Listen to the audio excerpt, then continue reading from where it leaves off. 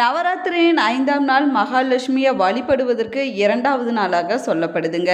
இந்த நாளில் நம்ம மகாலட்சுமியை எப்படி வழிபடுவதால் அவருடைய அருளை நம்மளால் பரிபூர்ணமாக பெற முடியும். எந்த முறையில் மகாலட்சுமியை நம்ம வழிபட்டோம்னா நம்முடைய வீட்டில் செல்வ வளம் குறையாமல் இருக்கும் என்பதை பற்றிய சுவாரஸ்யமான தகவல்களை தெரிஞ்சுக்கலாம். வீடியோவை ஸ்கிப் பண்ணாமல் முழுசாக பாருங்கள். நம்ம சேனலை இப்போ தான் ஃபர்ஸ்ட் டைம் பார்க்குறீங்க அப்படின்னா நம்ம சேனலை இன்னும் சப்ஸ்கிரைப் பண்ணலன்னா சப்ஸ்கிரைப் பண்ணிக்கோங்க. கூடவே இருக்கிற பெல் ஐக்கானையும் ப்ரெஸ் பண்ணிக்கோங்க. வாங்க வீடியோக்குள்ளே போகலாம். உங்களுக்கு ஜோதிட ரீதியாக சந்தேகம் இருந்துச்சுன்னா இந்த வீடியோவுக்கு கீழே டிஸ்கிரிப்ஷனில் வராகி அம்மன் ஜோதிட நிலையத்தோட தொலைபேசி எண் கொடுத்துருக்குறேன். இந்த எண்ணுக்கு தொடர்பு கொண்டு பேசி பாருங்கள். உங்கள் வாழ்க்கையில் இருக்கக்கூடிய அனைத்து பிரச்சனைகளுக்கும் சரியான தீர்வு கிடைக்குங்க. உங்களுக்கு மகாலட்சுமி பிடிக்கும் அப்படின்னா ஓம் மகாலட்சுமியே போற்று என்ற வாசகத்தை மறக்காமல் கமெண்ட் பாக்ஸில் 3 முறை பதிவிடுங்க. வாங்க வீடியோக்குள்ளே போகலாம். நவராத்திரியின் 5ஆம் நாள் அப்படிங்கிறது பார்த்திங்கன்னா நவராத்திரி பண்டிகையின் மைய பகுதியாகவும் சொல்லப்படுதுங்க. இது மகாலட்சுமியை வழிபடக்கூடிய 2வது நாளாகும். இது பஞ்சமி திதியில் வருவதால் வராகி அம்பிகையை நம்ம வழிபடுவதற்கு ஏற்ற நாள் அப்படின்னும் சொல்லப்படுது. அதனால தான் இந்த நாள் இரட்டிப்பு பலன்களை தரக்கூடிய நாளாகும். இந்த நாளில் நம்ம மகாலட்சுமியை எப்படி வழிபட வேணும், என்ன மலர் படைத்து வழிபாடு செய்ய வேணும், என்ன நெய்வேத்தியம் படைக்க வேணும், என்ன மந்திரங்களை சொல்லி வழிபாடு செய்ய வேணும் என்பதை பற்றி பார்க்கலாம் வாங்க.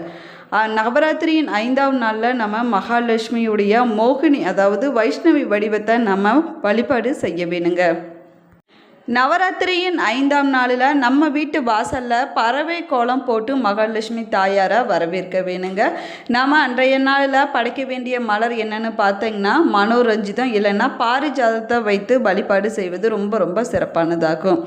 திருநீற்று பச்சை இலையை நம்ம படைத்தும் வழிபாடு செய்யலாங்க.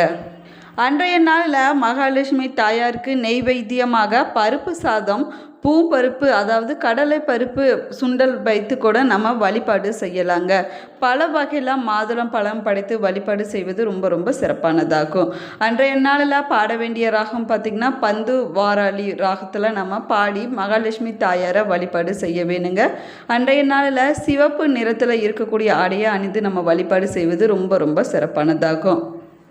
நம்ம நவராத்திரியின் 5ஆம் நாளில் சொல்ல வேண்டிய மந்திரம் பார்த்திங்கன்னா ஓம் ஹ்ரீம் க்ளீம் வைஷ்ணவி ஓம் என்ற மந்திரத்தை சொல்லி மகாலட்சுமி தாயாரை வழிபாடு செய்வது மகாலட்சுமியுடைய அருளை நமக்கு பரிபூரணமாக பெற்றுக் கொடுக்குங்க. நம்முடைய குடும்பத்தில் செல்வ வளமானது பெருகி கொண்டே இருக்குங்க. மேலுமே நவராத்திரியின் 5வது நாளில் லலிதா சகஸ்ரநாமம், லலிதா பஞ்சரத்தினம், கனகதாரா ஸ்தோத்திரம் போன்றவற்றை படித்து வழிபாடு செய்வது இன்னுமே சிறப்பானதாகுங்க. இந்த மந்திரங்களை சொல்லி வைஷ்ணவி தேவியை வழிபாடு செஞ்சோம்னா சகல ஐஸ்வர்யங்களும் நமக்கு கிடைக்குங்க. நம்முடைய வீட்டில் லட்சுமி கடாட்சமானது நிரந்தரமாக நிலைத்திருக்குங்க. பெரும்பாலான வீட்டில் பார்த்தீங்கன்னா தங்கம், அரிசி, உப்பு போன்ற பொருட்களை வாங்கிட்டு வந்து வச்சா தான் மகாலட்சுமிக்கு பிடிக்கும். இந்த பொருளை தான் மகாலட்சுமி வாசம் செய்கிறான்னு நிறைய பேர் நினச்சிட்டு இருக்கிறாங்க. ஆனால் இது தவறானதாகுங்க. யாருடைய மனமும் வீடும் சுத்தமாகவும் நறுமணத்தோடு இருக்கிறதோ அங்கே தான் மகாலட்சுமி வாசம் செய்வாங்க. யாருக்கும் தீங்கு நினைக்காமல் நல்லது மட்டுமே நினைப்பவர்களிடம்தான் மகாலட்சுமி விரும்பி வருவாங்க, வாசம் செய்வாங்க. வீட்டில் கதவு உள்ளிட்ட இடங்களில் துணிகளை போடுவது, சமையலறையை அசுத்தமாக எச்சில் பாத்திரங்களை கழுவாமல் வைத்திருக்கக்கூடிய வீடு, துர்நாற்றம் வீசும் இடங்களில் மகாலட்சுமி தங்குவது இல்லைங்க. இதனால தான் எப்போதுமே வீட்டை சுத்தமாக வைத்திருக்க வேணும் அப்படின்னு சொல்லப்படுது. மேலுமே நவராத்திரி சமயத்தில் அழகாக நம்முடைய வீட்டை அலங்காரம் செய்து நறுமணத்தோடு வைத்திருக்க வேணும் அப்படின்னும் சொல்லப்படுதுங்க. அதே போல் நம்முடைய வீட்டிற்கு வருபவர்களுடன் மகாலட்சுமி வருவதாகவும் நம்பப்படுது. அதனால தான் நம்முடைய வீட்டிற்கு யார் வந்தாலும் சரிங்க அவர்களை நம்ம அன்பாக உபசரிக்க வேணும். அவங்களுக்கு நம்ம குங்குமம் போன்ற மங்கள பொருட்களை கொடுத்து வரவேற்க வேணுங்க. உணவு பரிமாறி அவர்களை மகிழ்ச்சியாக வழி அனுப்பி வைக்க வேணுங்க. இப்படி நம்ம செய்வதனால அந்த வீட்டிலேயே மகாலட்சுமி தங்கி விடுவாங்க அப்படின்னும் சொல்லப்படுது. ஒருவேளை நம்ம வீட்டுக்கு வருபவர்களுடைய மனம் வருத்தப்படும்படி நம்ம வழி அனுப்பி வச்சோம் அப்படின்னா அவங்களுக்கு முன்பாகவே மகாலட்சுமி தாயார் நம்ம வீட்டை விட்டு வெளியேறி விடுவாங்க அப்படின்னும் சொல்லப்படுதுங்க. மேலுமே நவராத்திரி காலத்தில் யாருடைய வடிவத்திலாவது மகாலட்சுமி நம்முடைய வீட்டிற்கு வந்து நம்ம தருகிற பிரசாதத்தை ஏற்றுக்குவாங்க அப்படின்னும் சொல்லப்படுது. அது மட்டும் இல்லாமல் நம்முடைய வீட்டிற்கு வருபவங்களை அன்பாகவும் மரியாதையாக நடத்துவது ரொம்ப ரொம்ப முக்கியமானதாகவும் சொல்லப்படுதுங்க. நவராத்திரியின் 5வது நாளில் 5வது திதியில் நம்ம லட்சுமி தேவியை நீங்கள் வழிபாடு செய்ய வேணுங்க. இந்த 5வது நாளின் அதிபதியான லக்ஷ்மி தேவி சொல்லப்படுறாங்க. செல்வம் மற்றும் செழிப்பின் கடவுளாகவும் லக்ஷ்மி தேவி சொல்லப்படுறாங்க. நம்ம நவராத்திரியின் 5வது நாளில் குங்குமம், மஞ்சள் கலந்த குங்குமம், வெள்ளை செம்பருத்தி மற்றும் தாமரைப்பூ போன்றவற்றை கொண்டு அன்னையை நம்ம அலங்காரம் செய்ய வேணுங்க. மேலுமே நெய்வேத்தியமாக பாயாசம், அவல் மற்றும் ஏலக்காய் கலந்த பால் போன்றவற்றை படைத்து வழிபாடு செய்வது ரொம்ப ரொம்ப சிறப்பானதாகுங்க. நவராத்திரி என்பது சக்தி வழிபாடாகும். ஒவ்வொரு நாளும் ஒவ்வொரு விதமான தேவியை நம்ம வழிபாடு செய்ய வேணுங்க. இந்த விரதத்தின் நோக்கம் பார்த்தீங்கன்னா மனிதனுடைய கல்வி, செல்வம், வீரம், மன தைரியம் போன்ற 3ஐயுமே வேண்டி இந்த 3இன் அதிபதியான சரஸ்வதி, லக்ஷ்மி, துர்கை ஆகிய 3 சக்திகளை நாம வழிபாடு செய்வது தாங்க. நம்முடைய வாழ்க்கையில் மாற்றம் வர வேணும், முன்னேற்றம் வர வேணும், வெற்றிகளும் செல்வங்களும் குவிய வேணும் அப்படின்னு ஆசைப்படாதவங்களே இருக்க முடியாதுங்க. இது அனைத்துமே நடக்க வேணும்னா நம்ம என்ன செய்ய வேணும் என இந்து மத சாஸ்திரங்கள் வழிகாட்டுதுங்க. நம்முடைய சாஸ்திரங்களில் சொல்லப்பட்டிருக்கக்கூடிய பல விஷயங்களை நம்ம பின்பற்றாமல் இருந்ததற்கு நம்முடைய கஷ்டங்கள் பலவற்றுக்கு இதுதாங்க காரணம். இதை முறையாக நம்ம பயன்படுத்திட்டோம்னா நம்முடைய வாழ்க்கையில் பல விதமான மாற்றங்களை நம்மளால் பார்க்க முடியுங்க. அஷ்ட ஐஸ்வர்யங்களும் வாழ்க்கையில் மிகப்பெரிய மாற்றங்களை ஏற்படுத்தக்கூடிய இந்த 10 எளிமையான விஷயங்களை நம்ம கடைப்பிடிச்சாலே போதுங்க. நம்முடைய சாஸ்திரங்களில் சொல்லப்பட்டிருக்கூடிய இந்த விஷயங்கள் நம்முடைய வாழ்க்கையில் லக்ஷ்மி கடாட்சத்தை தரக்கூடியதாகவும் இருக்குதுங்க. லக்ஷ்மி கடாட்சகம் தரக்கூடிய இந்த விஷயங்கள் பார்த்திங்கன்னா தச லட்சணங்கள் என்றும் அழைக்கப்படுதுங்க. சாமுந்திரிகா லட்சணம் மட்டுமில்லை, பலவிதமான லட்சணங்கள் நம்முடைய சாஸ்திரங்களில் சொல்லப்பட்டிருக்குதுங்க. ஐஸ்வர்யம் என்பது செல்வ வளத்தை குறிப்பது என்பது நம்ம எல்லோருக்குமே தெரிஞ்ச விஷயந்தாங்க. இந்த அஷ்ட ஐஸ்வர்யங்களும் மகாலட்சுமி மட்டுமே தொடர்புடையதாக கிடையாதுங்க. மகாவிஷ்ணு, விநாயகர், குபேரர் ஆகியோருடன் இந்த தொடர்புடையதுன்னு சொல்லப்படுது. அஷ்ட ஐஸ்வர்யங்கள் என்பது இறையருளால் மட்டும் கெடுத்து விடாதுங்க. முந்தைய பிறவி மற்றும் இந்த பிறவியில் மனிதன் பெற்ற நல்ல கருமாக்களால் கிடைக்கக்கூடியதாகுங்க.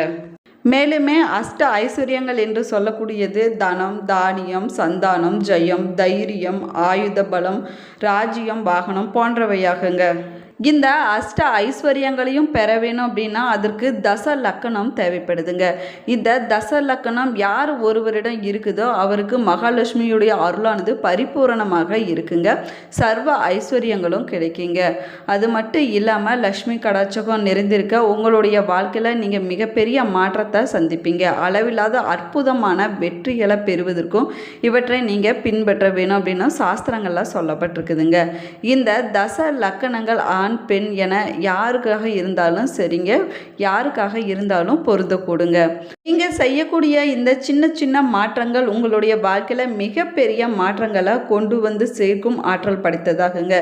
இந்த தச லக்கணங்கள் உங்களிடம் இருந்துச்சுன்னா மிகப்பெரிய வெற்றியை உங்களுடைய வாழ்க்கையில நீங்க பார்க்க முடியுங்க. சர்வ ஐஸ்வர்யம் கொடுக்கக்கூடிய தச லக்கணங்கள் அப்படின்னு என்னென்னு பார்க்கலாம் வாங்க. நெற்றியில் 2 புருவங்களுக்கு இடையே மத்தியில் பொட்டு வைக்க வேணுங்க. ஆணாக இருந்தாலும் சரி, பெண்ணாக இருந்தாலும் சரி, எப்போதுமே வெறும் நெற்றியோடு இருக்கக்கூடாதுங்க. அது மட்டும் இல்லாமல் காலை நேரத்தில் சந்தனத்தோடு குங்குமம் சேர்த்து வைக்க வேணுங்க. மாலை நேரம் அப்படின்னா விபூதியோடு குங்குமத்தை நீங்கள் சேர்த்து வைக்கிங்க. பெண்கள் எப்போதுமே நேர் வகுடு எடுத்து தலைவார வேணுங்க.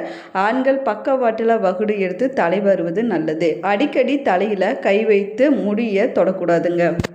நீங்கள் தினந்தோறும் நல்ல சுத்தமான ஆடைகளை அணிய வேணுங்க. ஒரே ஆடையை 2-3 நாட்களுக்கு தொடர்ந்து நீங்கள் அணியக்கூடாது. ஏன் அப்படின்னா ஆடைகளில் லக்ஷ்மி வாசம் செய்கிறாள் அப்படின்னு ஐதீகமே இருக்குதுங்க.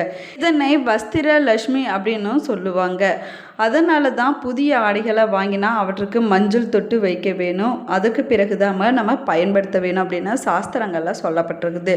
மேலுமே நல்ல வாசனை திரவியங்களை நம்ம பூசிக்கொள்வது இந்த வாசனாதி தைலங்களுக்கு நல்லதை மட்டும் ஈர்க்கக்கூடிய தன்மை அதிக அளவில் இருக்குதுங்க. இதனால தான் நம்முடைய மனதில் புத்துணர்ச்சி, பாசிட்டிவ் எண்ணங்களும் ஏற்படுதுங்க. அதனால தான் தெய்வங்களுக்கு அபிஷேகம் செய்யும் போது கூட சந்தனம், ஜவ்வாது, புனுகு போன்ற வாசனாதி தைலங்களை கொண்டு அபிஷேகம் செய்வாங்க.